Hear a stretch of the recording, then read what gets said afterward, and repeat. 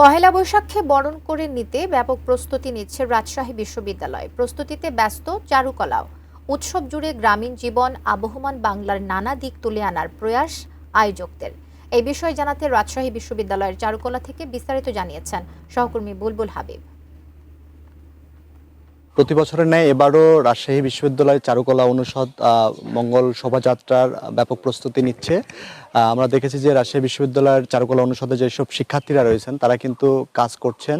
আজকে যদিও ছুটির দিন, এই জন্য শিক্ষার্থীদের উপস্থিতি কিছু কম, কিন্তু ওনারা প্রতিদিনই গভীর রাত পর্যন্ত কাজ করছেন এবং এখনও কয়েকজন শিক্ষার্থীকে আমরা দেখছি যে কাজ করতে। যেহেতু এবার একটা ভিন্ন অবস্থায় এই পহেলা বৈশাখ উদযাপন হচ্ছে, ফলে 24-এর যে গণ অভ্যুত্থান, সেই গণ অভ্যুত্থানটা এবারের মোটিভে অনেকটা বেশি প্রাধান্য পাচ্ছে। তো আমরা যদি একটু একজন শিক্ষার্থীর সাথে কথা বলার চেষ্টা করি, আপনি একটু যদি বলেন একটু যে আসলে এটা কি তৈরি হচ্ছে।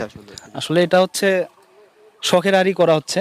শখের আড়ি আপনারা জানেন যে হচ্ছে রাজশাহী অঞ্চলের বিখ্যাত একটা থিম। তো হচ্ছে এই থিমে আমাদের মূলত এবারের পহেলা বৈশাখের কাজ করা হচ্ছে। আমাদের এবারের বৈশাখে শুধু বাঙালির ঐতিহ্য থাকছে না, পাশাপাশি আমাদের জুলাই বিপ্লবকে কেন্দ্র করে এবং ইসরায়েল ফিলিস্তিনের ঘটনাকে কেন্দ্র করে মূলত সার্বিকভাবে তিনটি থিমে আর কি আমাদের এবারের পয়লা বৈশাখের র্যালির জন্য আমাদের কার্যক্রম চলছে।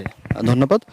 রাজশাহী বিশ্ববিদ্যালয় চারুকলা অনুষদের পাশাপাশি রাজশাহী বিশ্ববিদ্যালয় অন্যান্য ডিপার্টমেন্টেও সেই আয়োজন রাখছে। এর বাইরে রাজশাহী কলেজ সহ বিভিন্ন সাংস্কৃতিক সংগঠনের পক্ষ থেকেও একটা বড় পরিসরে দিনব্যাপী পয়লা বৈশাখের উদযাপন হবে, এমনটি আমরা জানতে পেরেছি।